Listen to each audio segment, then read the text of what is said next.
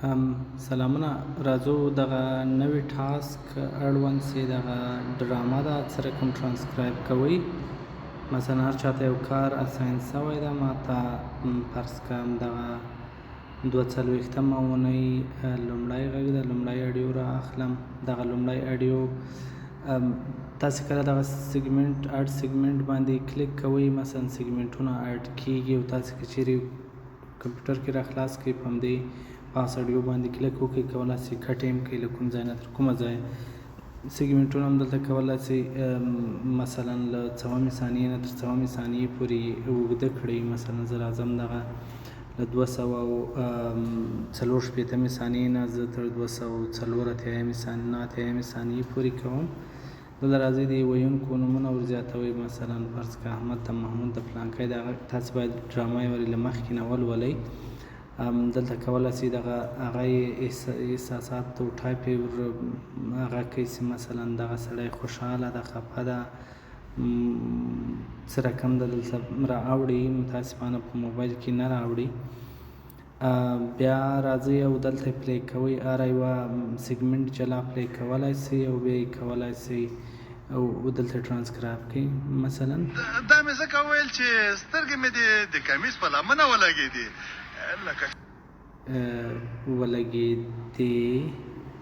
ولګېدلې مثلا دلته یې لیکلي ولګېدې بیا مثلا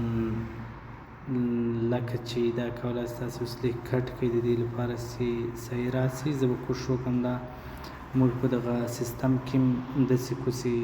غږونه جلا جلا جملو کې راولئ نه کار دی هغوی 2 کسان دي یو له بل مې لرې کېنولي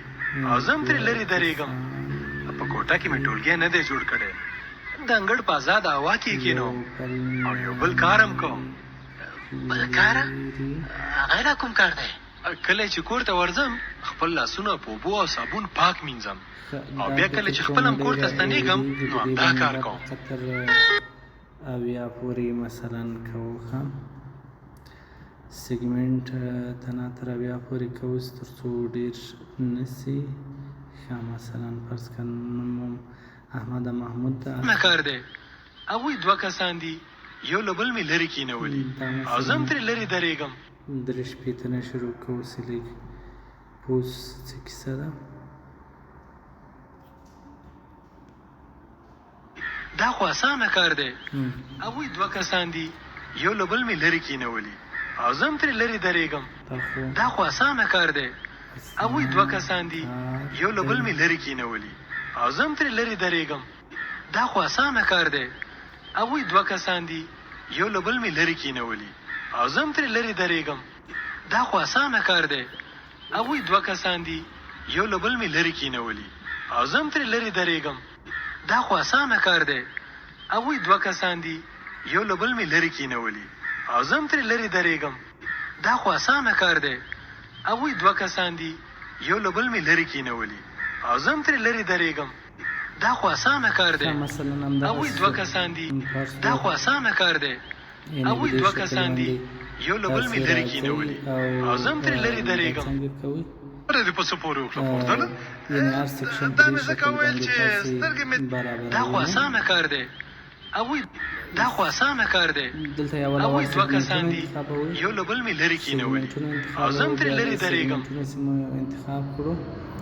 کله چې سیګمنټونه انتخاب کړو مثلا یو سیګمنټ 2 سیګمنټ 3 سیګمنټونو کې لږ لږ تغییر هم راوستلی شي د ثانیو په اساس باندې هلته یې سپیکر چې څوک ده مثلا جانباز ده ناظر ده او هر څوک چې ده ګلالۍ ده بیا راځئ دلته مثلا درته پلی کوئ داسې دوباره پلی شي نه شي پلی دا ځینې نورې ګزینې هم لري دلته ټرانسکریپشن یې ده دلته یې هغه خپلې برخې ټرانسکریپشن ګورئ د هغه په سکرین کې د کمپیوټر په سکرین کې ډېر ښه راځي ولې متاسفانه دغه د موبایل سکرین د موبایل په سکرین کې ځینې لیمیټیشنز لري دا اوس ما د هغه سکرین انتخاب کړی و د ډیسکټاپ سکرین شاید د دې سره یې وضعیت بدل شي راځه بیرته یې ګورو چې څنګه ده د موبایل په سکرین کې څنګه ښکارېږي د موبایل په سکرین کې موبایل په سکرین کې فکر کوم تر ډېر جنجالي ښکاري. کولی شئ دا سکرین مو نوی داسې ډیسکټاپ انتخاب کړئ، بیا ممکن یو اندازه کار کې وکولی شئ. په هر صورت باندې ښه خبره ده داسې کمپیوټر کار باندې وکړئ که نه موبایل کې یو چاره برابره کړئ. په دې اړه باندې به بیا هم ویډیوګانې جوړې کړو. متاسفانه مخکینی ویډیو غږ نه درلود، نو دا مې ځکه یې تاسو لپاره ریکارډ کړه.